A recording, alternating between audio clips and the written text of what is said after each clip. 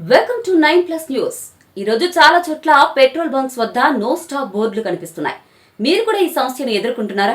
అయితే ఈ వీడియోలో పెట్రోల్ ఎందుకు అందుబాటులో లేదో, దీని వెనుక అసలు కారణాలేంటో తెలుసుకునే ప్రయత్నం చేద్దాం. ఈ రోజు ఉదయం నుంచే చాలా మంది పెట్రోల్ కోసం బంక్స్ కు వెళ్లి నిరాశ చెందుతున్నారు. కొన్ని చోట్ల పెద్ద పెద్ద క్యూ లైన్లు కనిపిస్తుండగా మరికొందరు ముందుగానే ట్యాంక్ ఫుల్ చేయించుకుని జాగ్రత్తలు ఉన్నారు. ఇది ఒక్క ప్రాంతంలో కాదు, చాలా నగరాల్లో ఇదే పరిస్థితి కనిపిస్తోంది. ఇప్పుడు మనం చూస్తున్న ఈ నో స్టాక్ సమస్యకు కేవలం డిమాండ్ మాత్రమే కారణం కాదు. డీలర్స్ చెబుతున్న వివరాల ప్రకారం ఇది ఒక లోకలైజ్డ్ లాజిస్టిక్స్ ఇష్యూ. అంటే దేశం మొత్తం సమస్య కాదు, కొన్ని ప్రాంతాల్లో మాత్రమే ఈ ఇబ్బంది ఎక్కువగా ఉంది. రంజాన్ సమయంలో కొన్ని డిపోలు పనిచేయకపోవడం, అలాగే ఆదివారం రోజున మూసివేయడం వల్ల పెట్రోల్ సరఫరా ఆలస్యమైంది. దీనికి తోడు బ్యాంకు హాలిడేస్ కూడా ప్రభావం చూపించాయి.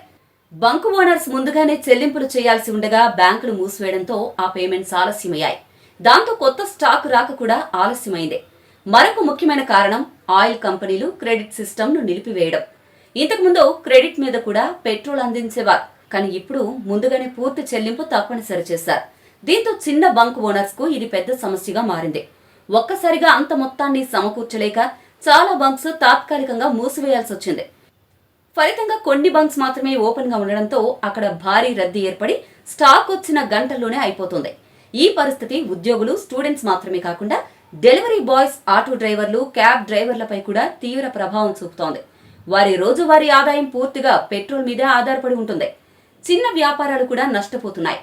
సరుకులు సమయానికి రాకపోవడం వల్ల కస్టమర్ల అసంతృప్తి పెరుగుతోంది. కొన్ని చోట్ల పెట్రోల్ను బ్లాక్లో ఎక్కువ ధరకు అమ్ముతున్న ఘటనలు కూడా వెలుగులోకి వస్తున్నాయి.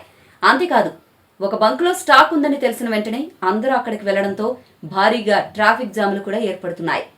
మొత్తంగా చూస్తే ఇది చిన్న సప్లై సమస్యలా అనిపించినా దాని ప్రభావం మాత్రం చాలా పెద్దది.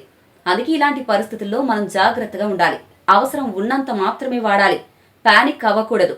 ఇతరుల గురించి కూడా ఆలోచించండి. ఈ వీడియో మీకు నచ్చితే లైక్ చేయండి.